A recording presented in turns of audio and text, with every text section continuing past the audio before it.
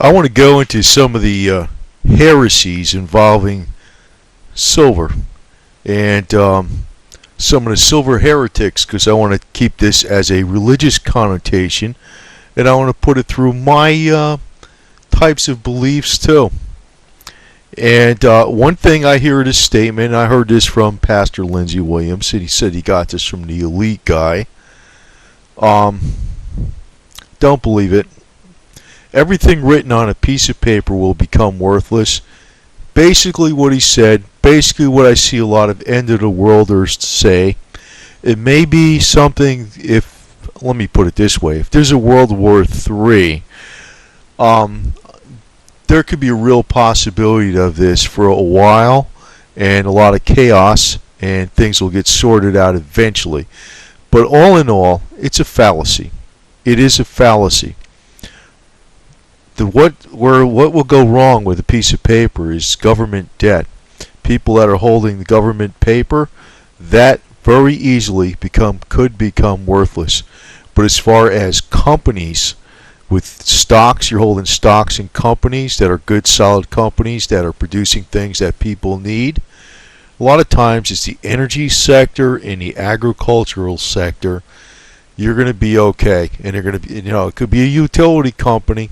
Utilities, things that people need, they're going to constantly be paying for because these are the essentials of the economy, and they could pay dividends. This is a false statement. Everything written on a piece of paper will become worthless. Another false statement, physical silver is the only way to preserve wealth. Yes, I know about it's difficult to say I'm going to have physical bushels of wheat, physical oil, all this type of stuff. Well, let me tell you this. In my case, and this is my case because I act upon things, and I actually have stocks and things where I use the stock market, I use brokerage accounts, and I'll have shares in different areas that I think will grow. Part of it is the mining.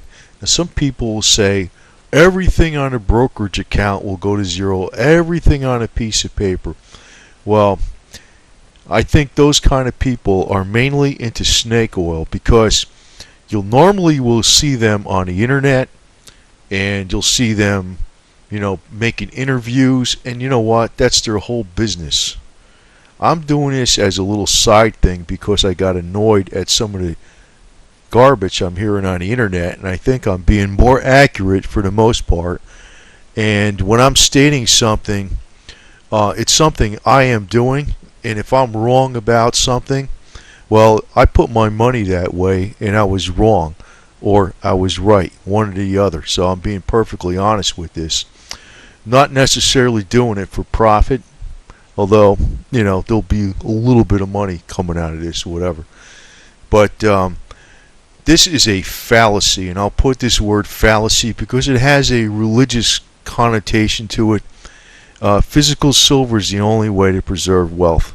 That is incorrect. You can have, I think it's good to have some physical silver and some physical gold. Yes. And I think probably the best guy to really go by is Mark Faber. But the thing is, I agree with his thinking independently. Fiat cash is still a good thing to hold. It will buy stuff. It's not going to zero. Not right away. It's going to buy stuff for quite some time. Maybe it's going to buy less, but it's good to have physical cash. I'm not against cash. That's something good to have. Not only physically, don't put all your money into physical silver or physical gold. You could be, I am pretty lopsided on it. That's a risky maneuver. I consider it a risky maneuver. I'm pretty lopsided on it. But I don't have everything in it. And there are people that are pushing this, and I think they are total snake oil, because they are making electronic money as they're pushing this. They sell newsletters, they go out on speeches, they got people they're giving advice to. They got a whole racket going, and you know what? They're not getting paid in silver. They're getting paid in electronic money. and they're using electronic methods to put this method out there. And if everything fell down, guess what? They couldn't be pushing this stuff. They are not true hardcore believing that everything's going to fall apart. I don't buy that at all. I think physical silver is a smart investment, but I don't trust a lot of these people pushing it to far excess, and I probably am too lopsided on this metal. I recognize that. Now, as far as stocks, one of the best ones is going to be the energy sector. And this is the Forbes ranking of Canadian companies. Not that I'm going to recommend any of these stocks, but I'm going to tell you that these companies, probably, if there was any kind of pullback or anything, or if you bought them at the right time when oil went down at $75 to the barrel, and maybe these stocks pulled back at that time, if you bought them at that time, you got a good deal. You got a good deal. They're not going away.